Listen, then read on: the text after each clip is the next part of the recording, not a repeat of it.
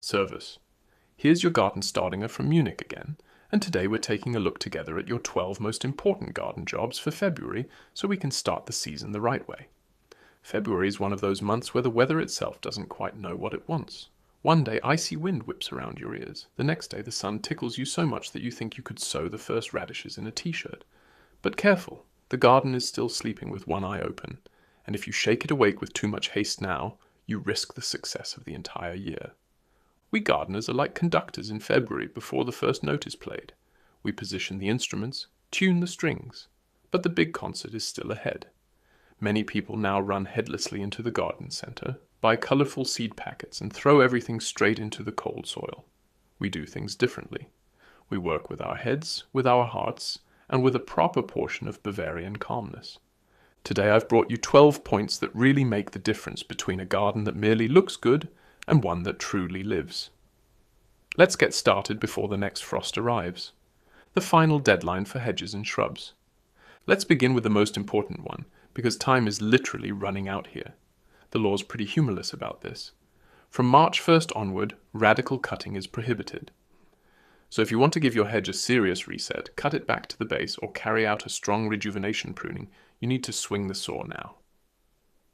This isn't the authorities being mean. It's pure nature conservation. Our feathered friends will soon use those hedges as maternity wards. A bird that can't find a safe place in March simply won't nest this year, and that means later you're missing your best pest controllers. So take a close look at your shrubs right now. Everything that's dead, diseased, or simply completely out of control should go, but make sure you cut cleanly and don't leave frayed edges so the wounds can heal quickly. This is the last moment for the rough blade. After that, it's radio silence for months. Be diligent, but be precise. A good cut in February is like a rejuvenation treatment for the entire garden, ending winter dormancy, waking up the soil. Many of you protected your beds over winter with a thick blanket of leaves or straw. That was exemplary, basically a hot water bottle for the microorganisms. But now in February, the game changes. We want the soil to wake up, and for that it needs direct contact with the sun. The mulch layer now acts like a sheet of styrofoam.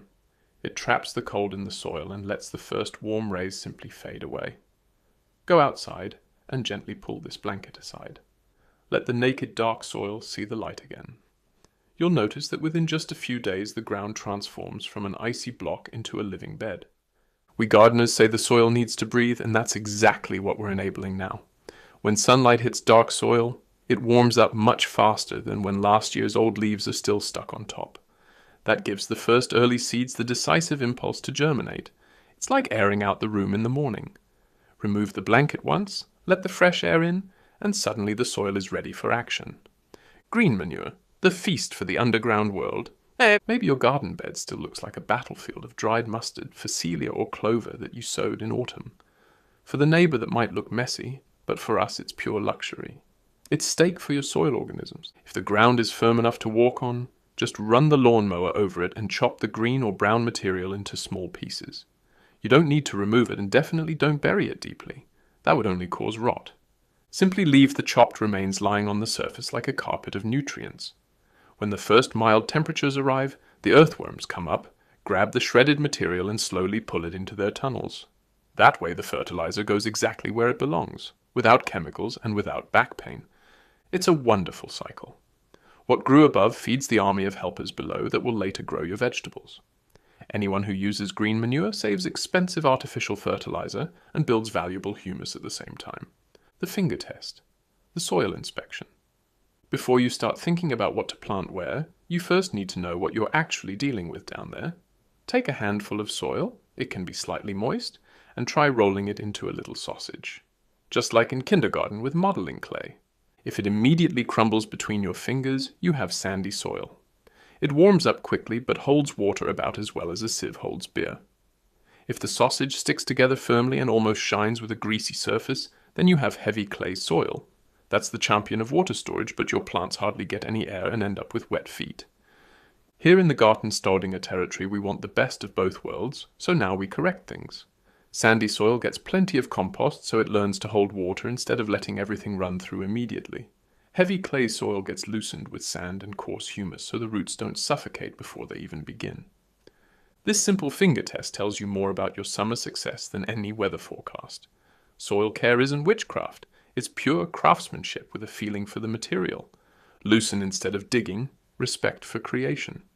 There's an old urge inside us in spring to grab the spade and turn the entire garden upside down. But I'll tell you honestly, leave the spade in the shed. Digging over the soil is the biggest nonsense you can do to it. Imagine someone suddenly turned your house 180 degrees, the bedroom in the basement and the kitchen in the attic. That's exactly what you do to the bacteria and fungi in the soil when you turn it over. You destroy their home and kill them. Instead, take a digging fork or broad fork, insert it about every 20 centimeters and loosen the soil by gently rocking it back and forth. This lets oxygen enter, which the microorganisms need to work, but the natural structure stays intact. The soil remains stable, water can drain better, and very importantly, you don't bring old weed seeds from the depths up into the light. Less work, more harvest, and a happy soil. That's Bavarian efficiency at its finest. Compost, spreading the gold reserve. February is the perfect time to free your black gold from the compost pile and spread it over your beds, especially where the hungry crops will grow later, tomatoes, cabbage, pumpkins, or zucchini. You can be generous. A layer of 2 to 3 centimeters is completely sufficient. You don't need to dig it in. Rain will wash the nutrients down for you.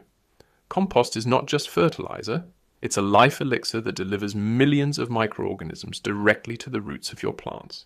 It improves soil structure, stores moisture, and releases its energy slowly and steadily, exactly the way plants need it. Anyone spreading compost now builds up a reservoir that the garden can draw from all the way into September. And the beautiful part is that you know exactly what's in it. No plastic, no chemicals, just pure natural power from your own organic waste.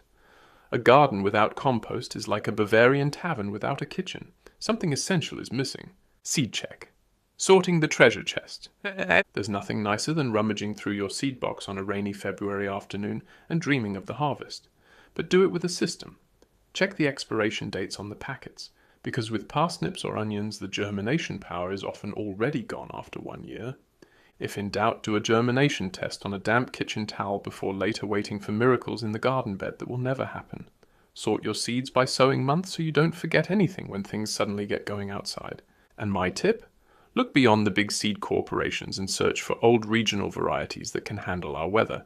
They're often more robust, taste more intense, and you can even harvest your own seeds from them in autumn.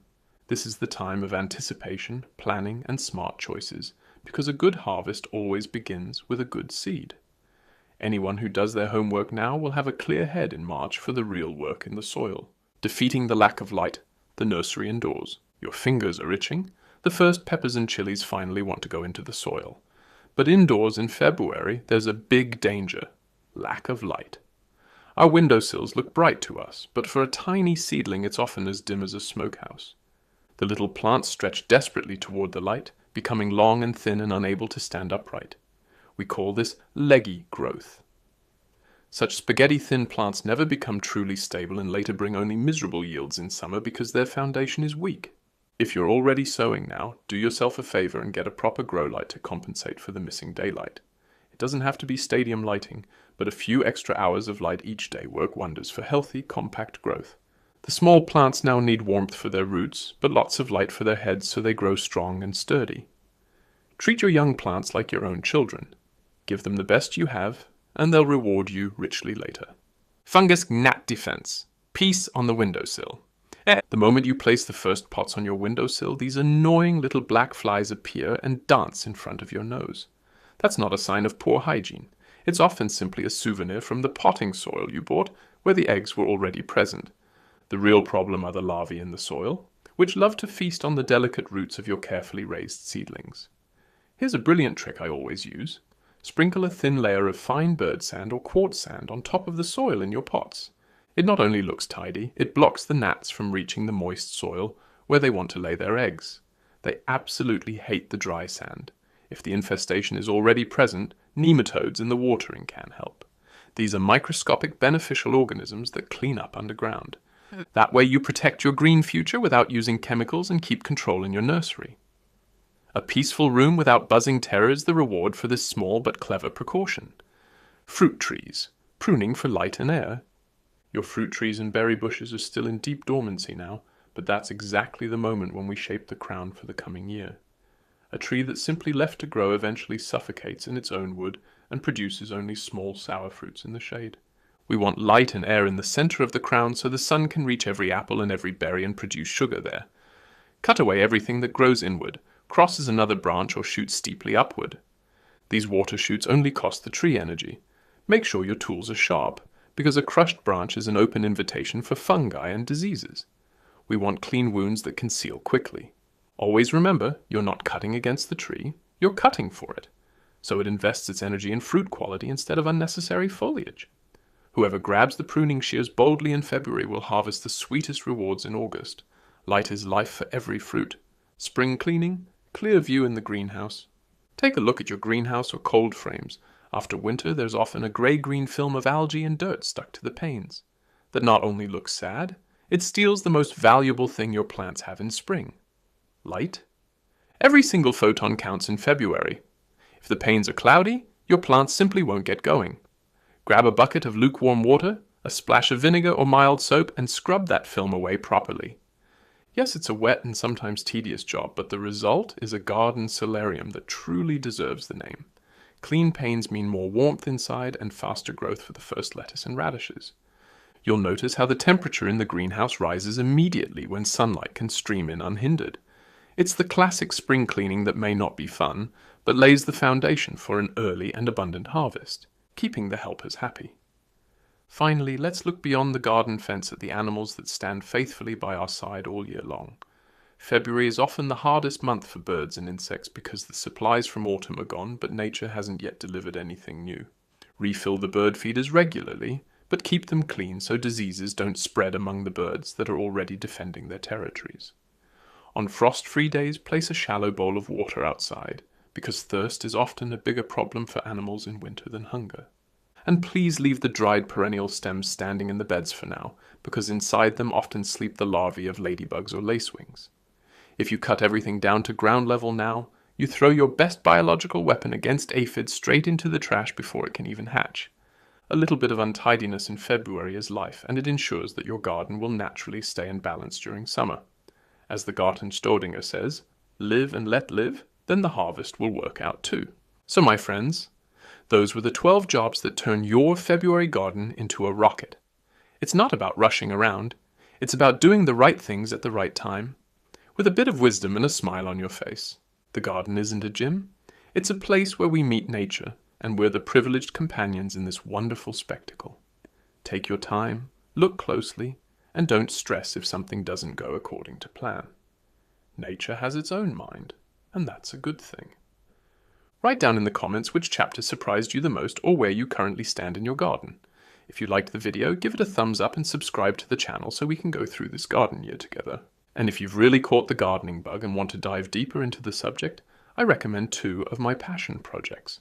Be sure to watch the video about why birds, hedgehogs, and squirrels die in your garden during winter.